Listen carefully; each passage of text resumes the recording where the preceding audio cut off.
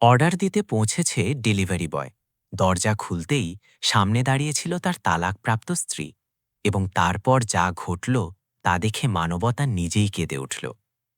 বন্ধুরা, সেই সন্ধ্যায় বৃষ্টির ফোঁটা পুরো শহরকে যেন এক বিষণ্ণ চাদরে মুড়ে ফেলেছিল। রাস্তাঘাট ছিল প্রায় জনশূন্য, ঠান্ডা বাতাসে এক অদ্ভুত ভারী ভাব ভাসছিল, এবং কুয়াশা এতই ঘন ছিল যে কয়েক কদম সামনেও পরিষ্কার দেখা যাচ্ছিল না। সেই নিস্তব্ধতা চিরে একটি পুরনো ও ক্লান্ত বাইকে চড়ে এক রোগা পাতলা ছেলে দ্রুত গতিতে এগিয়ে চলছিল। তার নাম ছিল অজয়। শরীরে একটি সবুজ রঙের রেইনকোট জ্যাকেট ছিল, যা বৃষ্টিতে ভিজে তার কাঁধের সাথে লেপ্টে গিয়েছিল। পিঠে ঝোলানো ডেলিভারি ব্যাগটি পুরোপুরি ভিজে গিয়েছিল, এবং হাতে ছিল একটি সাধারণ খাবারের প্যাকেট। কিন্তু এই প্যাকেটটি শুধু খাবার বহন করছিল না, এর সাথে অজয় নিজের ভেতরে চেপে রাখা না জানি কত না বলা কষ্ট, ভাঙা স্বপ্ন আর অসম্পূর্ণ আশা নিয়েও চলছিল। প্রতিটি মোড়ে বাইকের সাথে সাথে তার মনও যেন পিছলে যাচ্ছিল, কিন্তু তবুও সে থামল না, কারণ জীবন তার থেকে থামার অধিকার অনেক আগেই কেড়ে নিয়েছিল। জীবনে তার এই টালমাটাল চলার অভ্যেস হয়ে গিয়েছিল।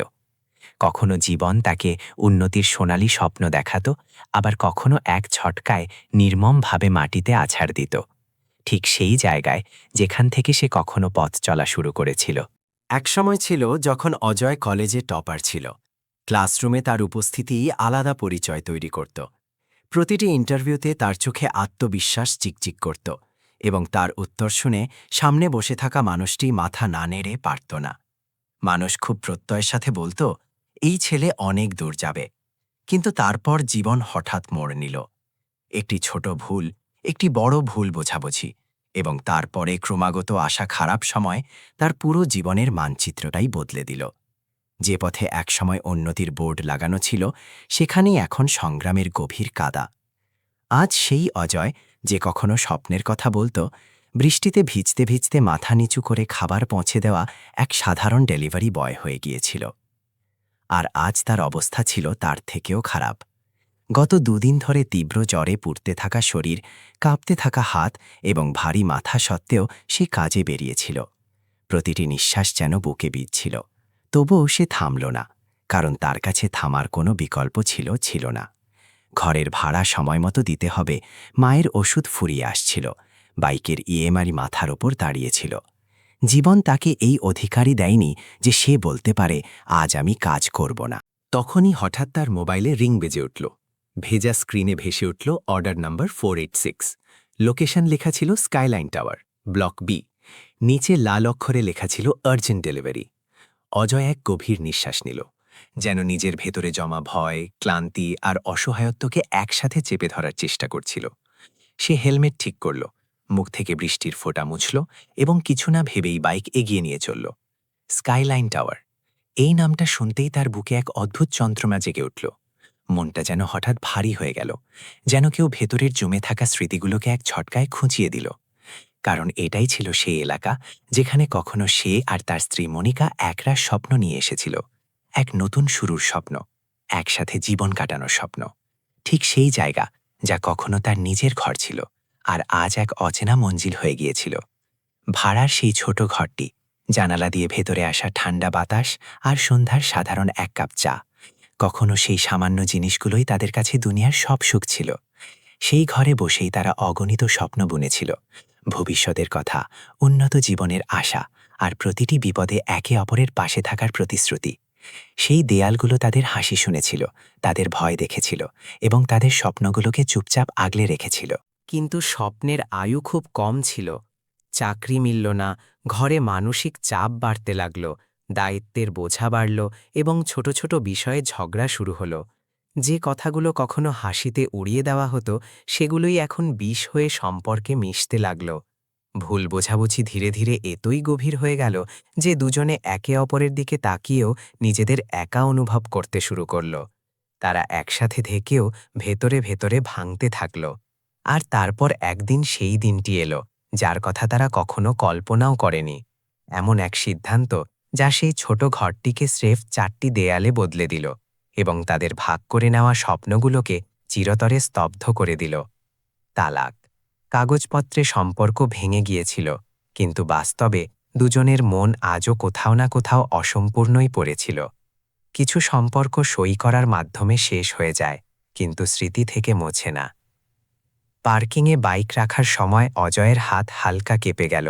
সেই অজানা কম্পনে ভয়ও ছিল, ক্লান্তিও ছিল, আর সেই সবকিছুই ছিল যা সে বছরের পর বছর চেপে রেখেছিল।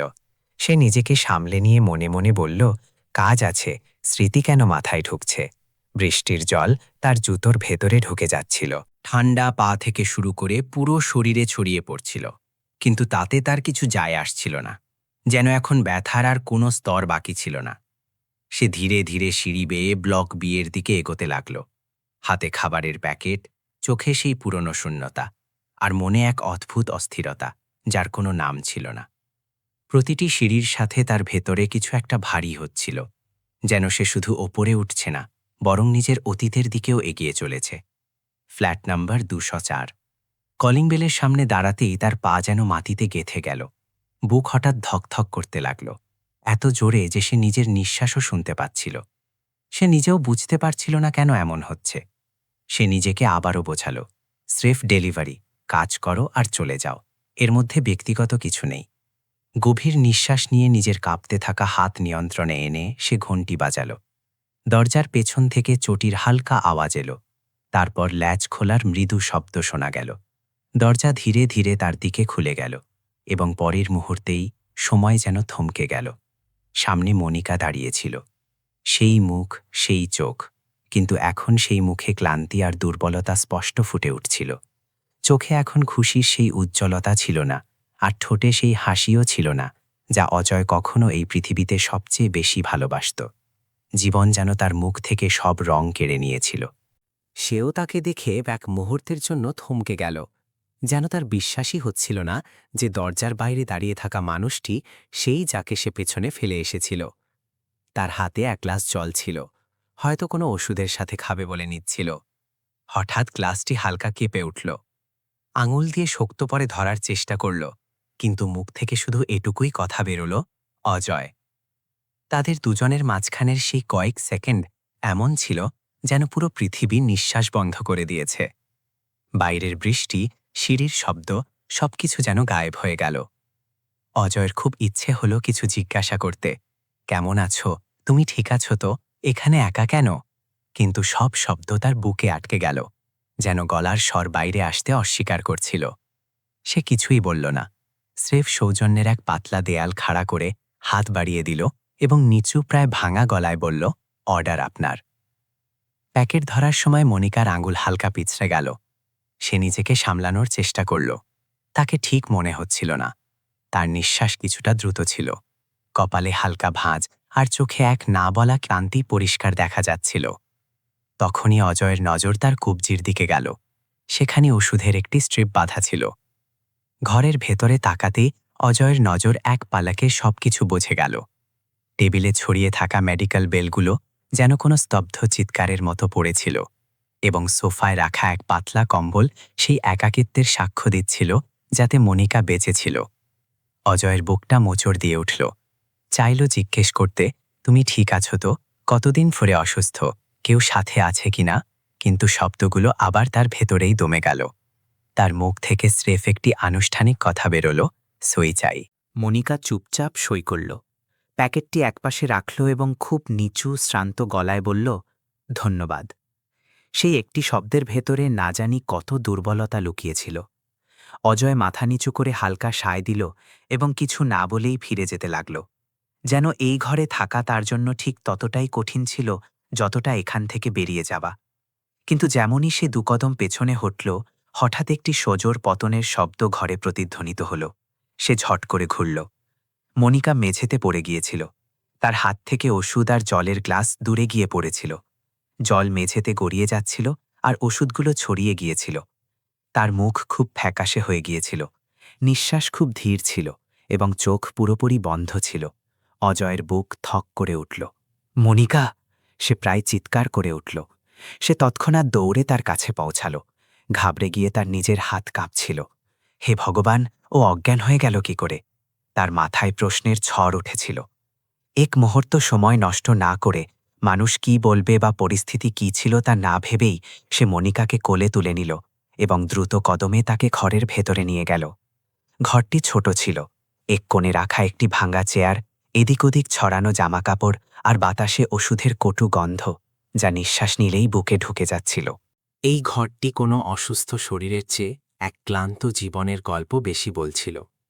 অজয় মনিকার মাথা নিজের হাঁটুতে রাখল এবং হাঁপাতে হাঁপাতে ভাঙা গলায় বলল, মনিকা, চোখ খুলো প্লিজ।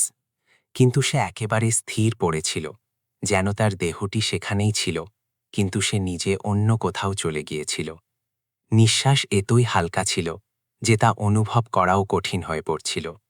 অজয়ের গলায় এক অদ্ভুত কান্না দলা পাকিয়ে এলো। এত মাস পর তাকে আবার দেখে সে ভেঙে পড়তে চাইছিল না। সে চাইছিল সময় এখানেই থমকে যাক, এই মুহূর্তটি যেন মিথ্যে প্রমাণিত হোক। কিন্তু আজ সবকিছু তার চোখের সামনে ভেঙে চুরমার হয়ে যাচ্ছিল।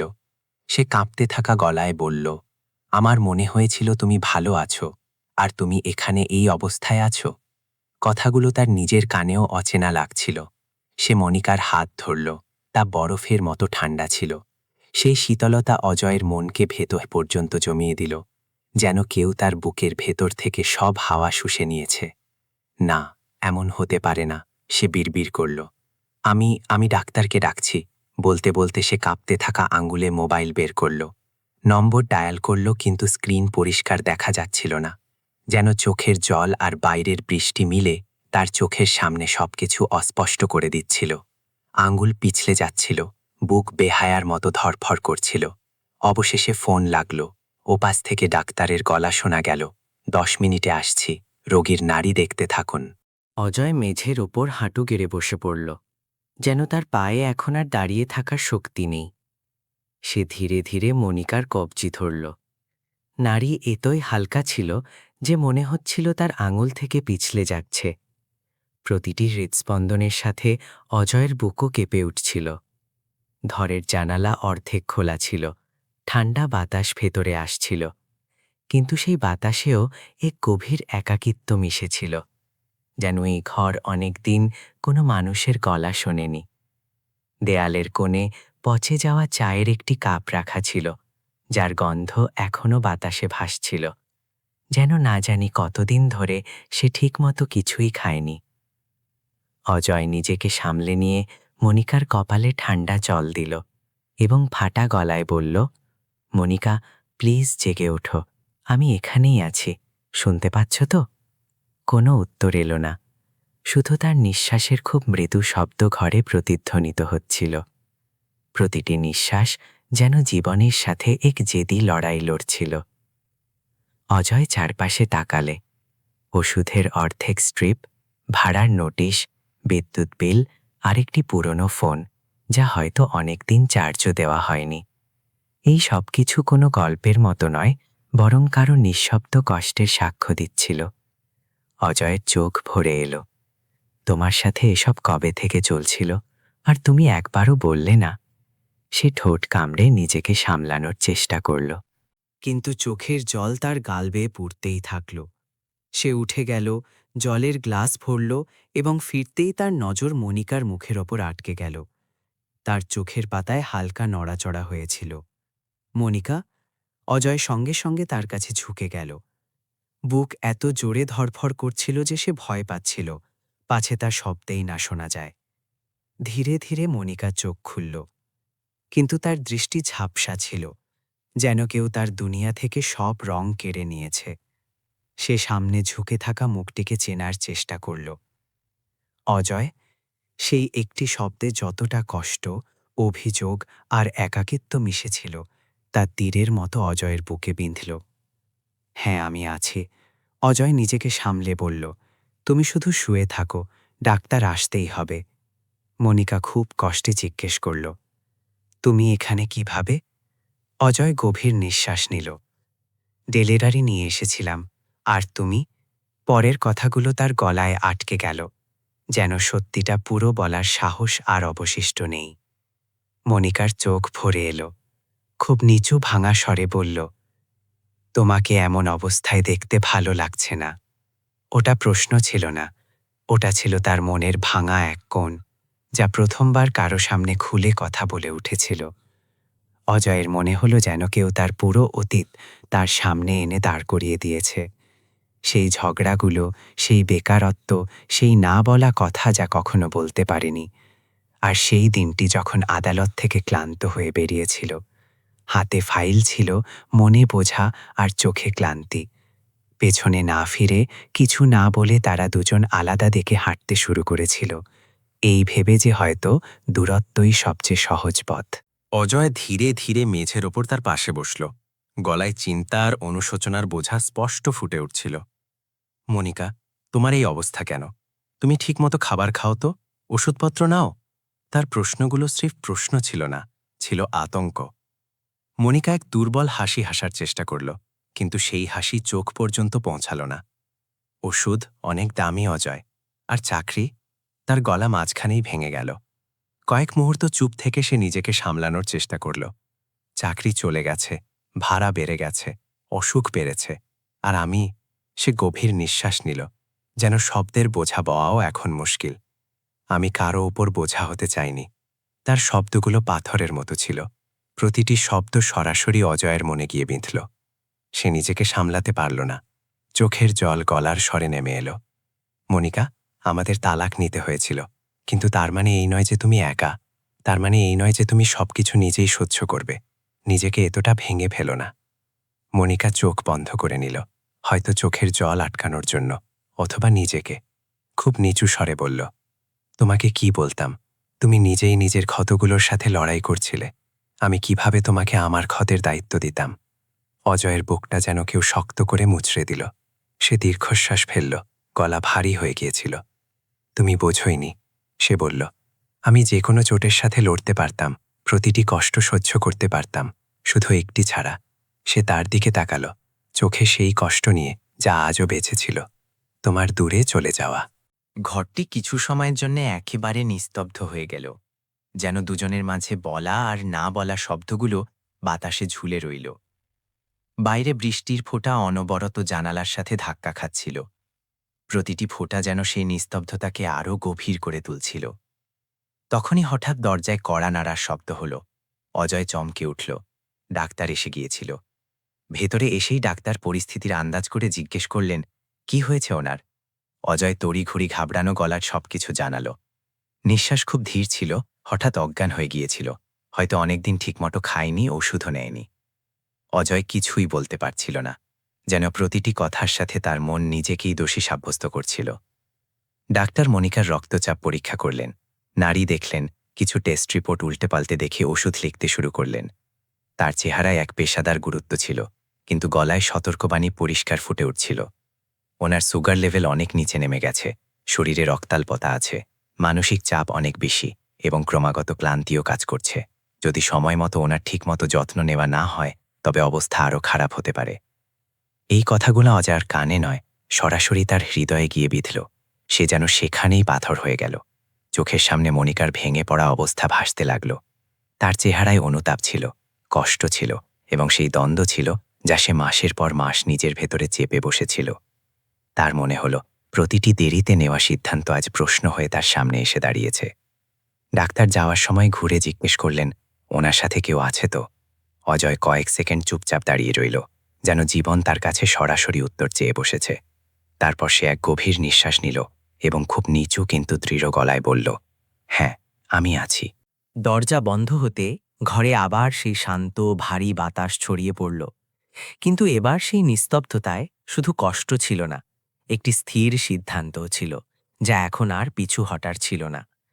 অজয় খুব আলতো করে মনিকাকে কম্বল গায়ে দিয়ে দিল, যেন সামান্য অবহেলাও তাকে আবার ভেঙে ফেলবে। তারপর সে তার পাশে চুপচাপ বসে পড়ল। ঘরে এক অদ্ভুত নীরবতা ছিল, এমন নীরবতা যেখানে শব্দের প্রয়োজন হয় না, শুধু মনিকার ধীর নিঃশ্বাসের শব্দ শোনা যাচ্ছিল, যা এটা জানানোর জন্য যথেষ্ট ছিল যে সে এখনও বেঁচে আছে। কিছুক্ষণ পর অজয় ভারী কিন্তু শান্ত গলায় বলল, আমি তোমাকে এভাবে একা ছেড়ে যেতে পারি না। তোমার চিকিৎসা চাই, খাবার চাই আর বিশ্রাম। সে এক মুহূর্ত থামল, যেন নিজেকে সামলাচ্ছে। আমাদের বিয়ে শেষ হয়ে গেছে মনিকা, কিন্তু তার মানে এই নয় যে মানবতাও শেষ হয়ে যাবে। মনিকার চোখ দিয়ে নিঃশব্দে অস্ত্র ঝরতে লাগল। সে খুব কষ্টে বলতে পারল, তুমি আমাকে নিয়ে এত চিন্তা কেন করছ? অথচ আমরা তো... অজয় তার কথা মাঝপথেই থামিয়ে দিল। তার গলায় রাগ ছিল না, অভিযোগও ছিল না, শুধু সততা ছিল। সম্পর্ক কাগজ দিয়ে শেষ হয় না মনিকা, আর যারা একে অপরের কষ্ট বোঝে তারা কখনো শত্রু হয় না। এই বলে সে উঠে রান্নাঘরের দিকে গেল। রান্নাঘর বলাটা ছিল স্রেফ একটা আনুষ্ঠানিকতা। ছোট এক কোণ, একটা পুরনো উনুন আর জীর্ণ দেয়াল। সে ফ্রিজ খুলল। ভেতরে শুধু একটা জলের বোতল রাখা ছিল। নিচে কোণে একটা শুকনো রুটি আর অর্ধেক পেঁয়াজ পড়েছিল। ব্যাস, এটুকুই। অজয়ের ভেতরটা খুব বাজেভাবে ভেঙে গেল। সে মনে মনে বলল, আজ পর্যন্ত আমি এটাই ভেবে এসেছি যে আমিই ভেঙে যাওয়া মানুষ, কিন্তু আসল ওষুধের প্রয়োজন তো এই ঘরের, এই জীবনের। সে গ্যাস জ্বালো আর খিচুড়ি বসালো। বাসন ধরার সময় তার হাত হালকা কাঁপছিল। হয়তো জ্বর এখনো পুরোপুরি নামেনি। মাথা ভারী ছিল, শরীর ক্লান্ত ছিল। কিন্তু সে নিজের ঘাম, দুর্বলতা আর কষ্টকে উপেক্ষা করল। আজ তার শরীর নয়, তার সংকল্প কাজ করছিল। প্রতিটি দানা সেদ্ধ হওয়া পর্যন্ত সে সেখানেই দাঁড়িয়ে রইল, যেন প্রতিটি ফুটন্ত চাল শুধু খাবার নয়, বরং একটি ভেঙে যাওয়া জীবনকে আবার জোড়ার চেষ্টা করছিল। কিছুক্ষণের মধ্যেই ঘরে খিচুড়ির এক আরামদায়ক সুগন্ধ ছড়িয়ে পড়ল। সেই সুবাস শুধু খাবারের ছিল না, তাতে আপনজন হওয়ার টান, যত্ন আর ভুলে যাওয়া স্মৃতির ওম মিশেছিল। অজয় খিচুড়ি বাটিতে বেড়ে খুব সাবধানে বিছানার পাশে এনে রাখল। মনিকা তাকে দেখল। তার ঠোঁটে আপনিই এক চিলতে হাসি ফুটে উঠল, ঠিক যেমন হাসি অনেক আগে আসত। যেন অনেক দিন পর কেউ তার ক্লান্তি, তার বাধ্যবাধকতা আর তার নীরবতাকে না জিজ্ঞেস করেই বুঝে নিয়েছে। তুমি খিচুড়ি এখনো আগের মতোই বানাও, সে খুব নিচু স্বরে বলল। মনে হচ্ছিল গলার স্বর উঁচুর হলে এই মুহূর্তটি ভেঙে যাবে। অজয় হাসতে পারল না, তার চোখ ভরে এলো। কিছুক্ষণ সে কিছুই বলতে পারল না। তারপর খুব ধীরে বলল, আর তুমি এখনো যখন খুব ক্লান্ত হয়ে পড়ো, তখন ডান হাত দিয়ে চামচ ধরতে পারো না। তার গলা কেঁপে গেল। আমি তোমাকে এতটাও ভুলতে পারি না, চাই যত দূরেই চলে যাই না কেন। মনিকা কিছুই বলল না। শব্দের প্রয়োজনও ছিল না। তার চোখে কৃতজ্ঞতা ছিল, কষ্ট ছিল, আর সেই গভীর অনুভূতিও ছিল যে হয়তো আজ যা কিছু ঘটছে তা ভগবানেরই কোনো পরিকল্পনা।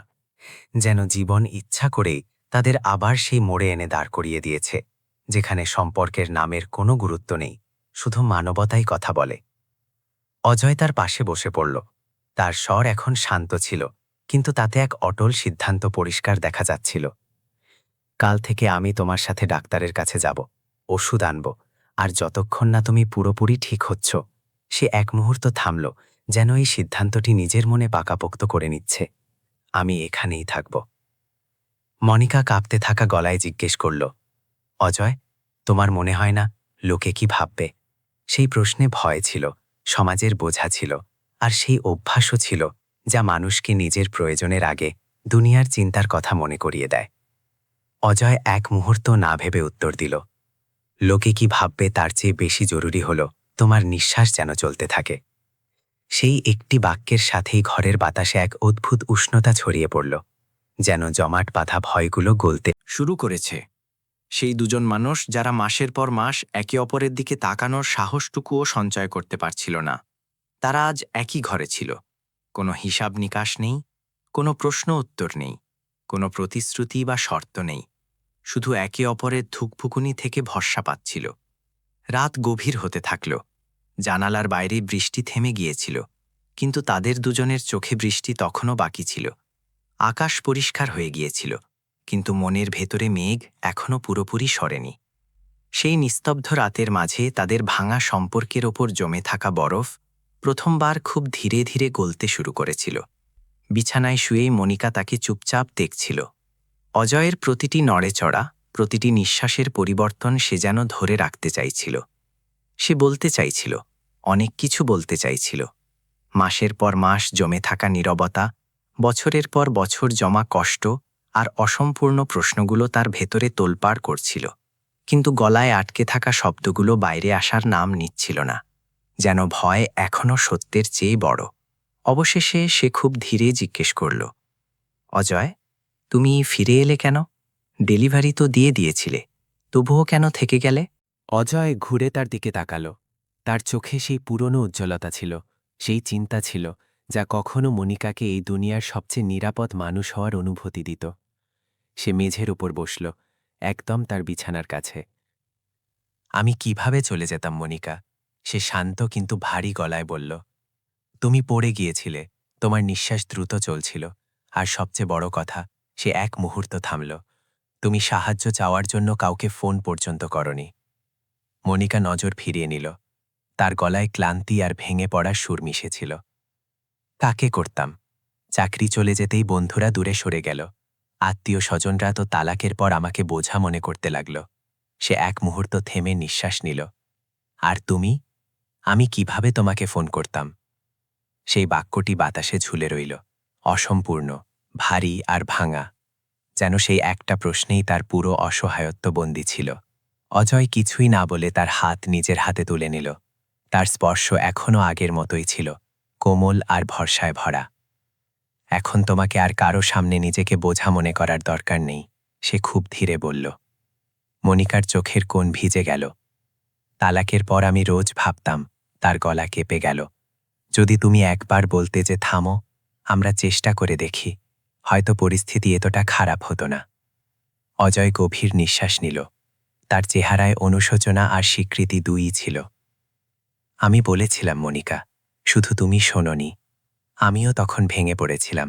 চাকরির চাপ, বাড়ির লোকেদের প্রত্যাশা, তোমার সমস্যা, সবকিছু আমি একা সামলাতে পারিনি। আমি হেরে গিয়েছিলাম, আর তুমিও। ঘরটি কয়েক সেকেন্ডের জন্য পুরোপুরি শান্ত হয়ে গেল। সেই নীরবতায় কোনো অভিযোগ ছিল না, কোনো অপবাদ ছিল না, শুধু দুটি ক্লান্ত মন ছিল, যারা প্রথমবার একে অপরের সামনে সত্য বলছিল।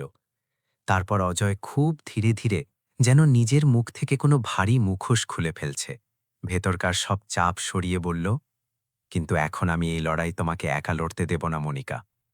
মনিকা তাকে দেখল, সেই একই মানুষ যার সাথে সে কখনো পুরো জীবন কাটানোর শপথ নিয়েছিল। সময়, পরিস্থিতি আর কষ্ট সব কিছু বদলে দিয়েছিল, কিন্তু তার চোখে ঘৃণার এক কণাও ছিল না।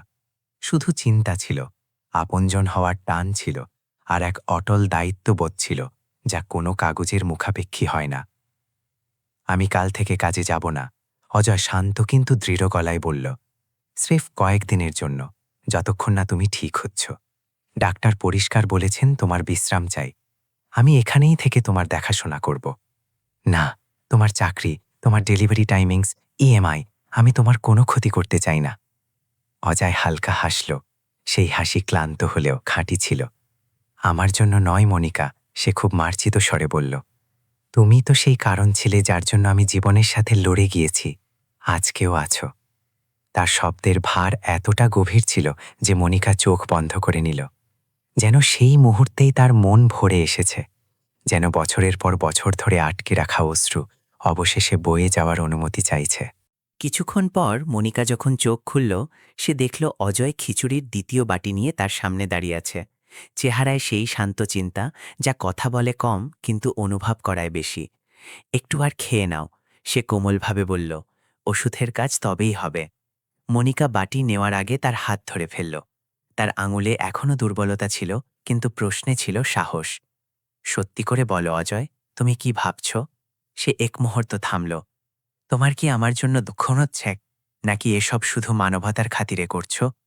অজয় কিছুটা অবাক হল, যেন সে এই প্রশ্নের আশা করেনি, কিন্তু উত্তর দেওয়ার জন্য নিজেকে সামলে নিতে হল। সে গভীর নিঃশ্বাস নিল।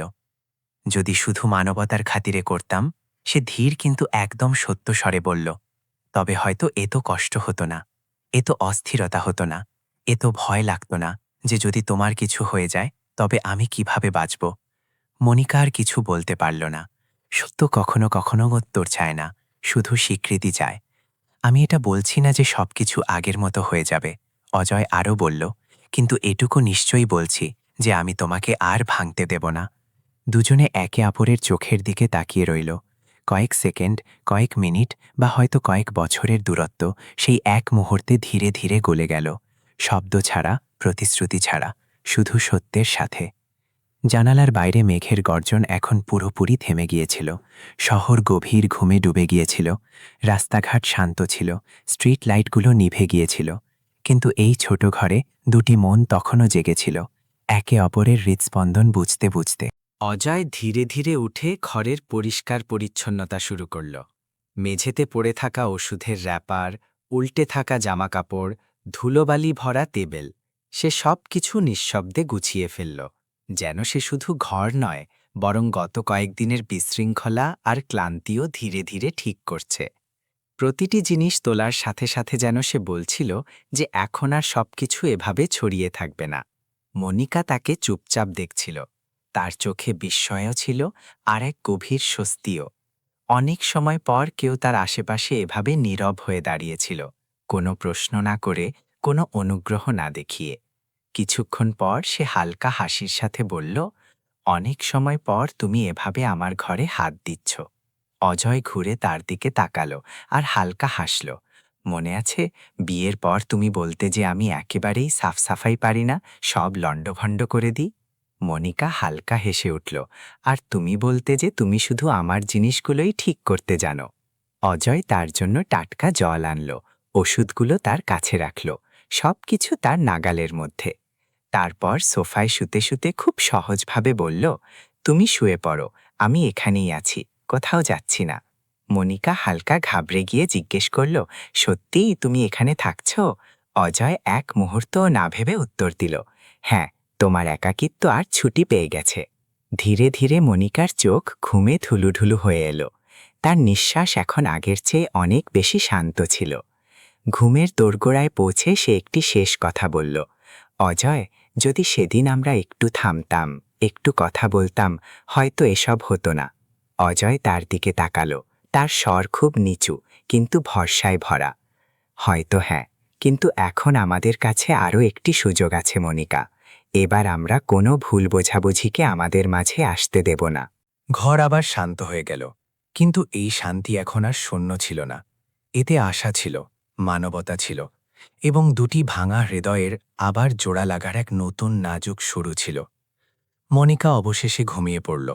তার নিঃশ্বাস এখন স্বাভাবিক ছিল, চেহারা শান্ত। অজয় সোফায় শুয়েছিল, কিন্তু ঘুমায়নি। তার চোখ বারবার মনিকার দিকে চলে যাচ্ছিল। সে তার নিঃশ্বাসের ছন্দ শুনতে পাচ্ছিল। প্রতি নিঃশ্বাস তার মনকে সান্ত্বনা দিচ্ছিল, তবুও ভেতরে এক ভয় বসেছিল। মনিকার প্রতিটি নড়াচড়ায় তার বুক ধক করে উঠছিল। সে সজাগ ছিল, যেন এই ঘরের শান্তি তার দৃষ্টির ওপর নির্ভর করছে। রাত পেরিয়ে সকালের হালকা রোদ জানালার পর্দা চিরে ঘরে ছড়িয়ে পড়ল। সেই আলোয় মনিকার চেহারা অন্যরকম লাগছিল।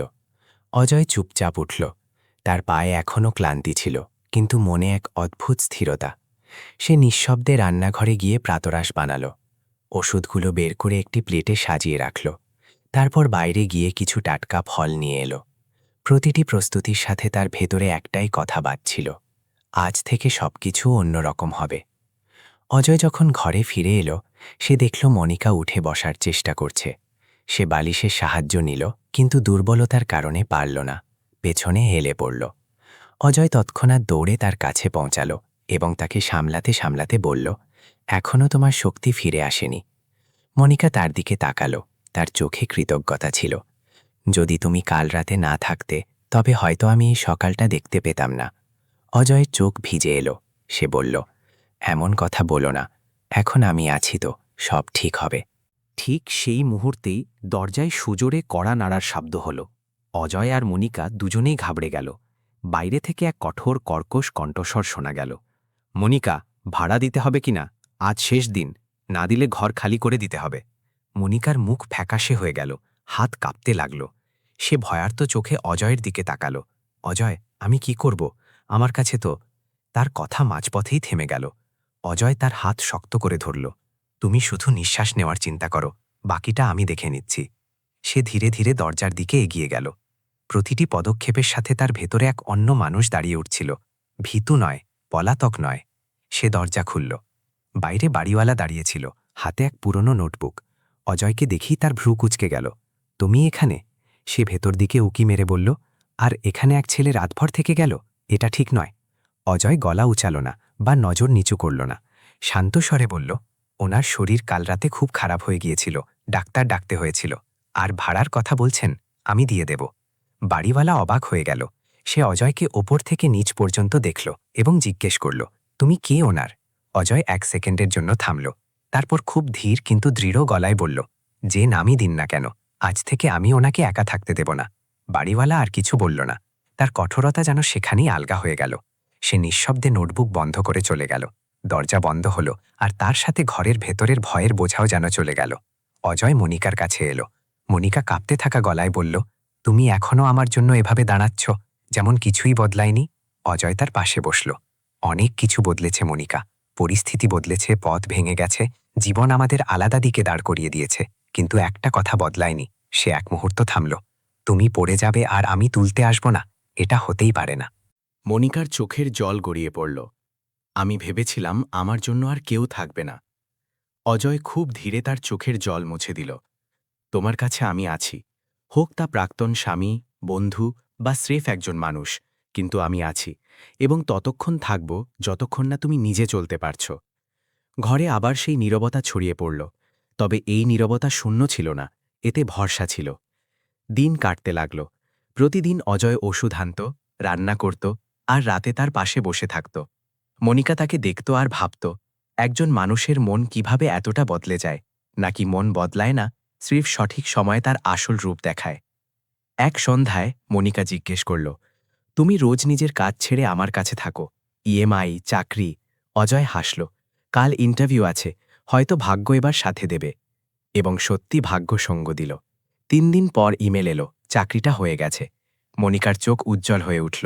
অজয়, এটা তো খুব বড় খবর। অজয় হাসল। বড় খবর এটা যে এখন আমি তোমার ওষুধ আর ভাড়ার চিন্তা করতে পারব। মনিকা নিচু স্বরে জিজ্ঞেস করল, তুমি আমার জন্য এত কেন করছো? অজয় তাকে থামিয়ে দিয়ে বলল, সম্পর্ক ভেঙে গেলে কি হয়, মানবতা তো ভেঙে যায় না। আরও কিছুদিন কাটল। মনিকার স্বাস্থ্যের উন্নতি হতে শুরু করল। চোখের ক্লান্তি কমল, চেহারায় হারানো রং ফিরে এলো। ডাক্তার এসে জানালেন সে এখন আগের চেয়ে অনেক ভালো আছে। ঘর ফেরার পথে দুজনে চুপচাপ হাঁটছিল। হঠাৎ মনিকা থেমে গিয়ে জিজ্ঞেস করল, অজয়, আমরা কি আবার কখনো? বাক্য শেষ হওয়ার আগেই তার স্বর থেমে গেল। অজয়ও থামল। কিছুক্ষণ চুপ থেকে বলল, চলো আগে নিজেদের সামলাই, নিজেদের গুছিয়ে নি, বাকি কথা সময়ের ওপর ছেড়ে দিই। সে এক মুহূর্ত থেমে দৃঢ়ভাবে বলল, কিন্তু এটুকু প্রতিশ্রুতি দিচ্ছি, আর তোমাকে পড়তে দেব না। মনিকার ঠটে হাসি ফুটে উঠল। চোখের কোণে জল ছিল, কিন্তু তাতে আর ভয় ছিল না। সেও ধীরস্বরে বলল, আমিও তোমাকে আর দূরে যেতে দেব না। তারপর দুজনে একই দিকে হাঁটতে শুরু করল। স্বামী স্ত্রীর মতো নয়, বা অচেনাদের মতোও নয়, বরং সেই দুই মানুষের মতো যাদের ভাগ্য আলাদা করে দিয়েছিল, আর মানবতা আবার এক করে দিচ্ছে। বন্ধুরা, কখনো কখনো সবচেয়ে বেশি ভেঙে যাওয়া সম্পর্কও স্রেফ একটু ভালো কাজ দিয়ে আবার বাঁচতে শুরু করে। স্রেফ প্রয়োজন হয় কারো একজনের ভেতর মানবতা বেঁচে থাকার। এখন প্রশ্ন আপনার কাছে, আপনার জীবনে কি এমন কেউ আছে যে একাকী লড়ছে? আপনি কি তার দিকে সাহায্যের হাত বাড়াবেন? আর যদি আপনি অজয়ের জায়গায় হতেন, তবে কি করতেন? অজয়ের সিদ্ধান্ত কি সঠিক ছিল? আপনার মতামত কমেন্ট করে অবশ্যই জানাবেন। এই আবেগপূর্ণ কাহিনীটি ভালো লাগলে লাইক করুন, এবং এমন আরও গল্পের জন্য চ্যানেল সালমা ভয়েস সাবস্ক্রাইব করুন। দেখা হবে পরের গল্পে।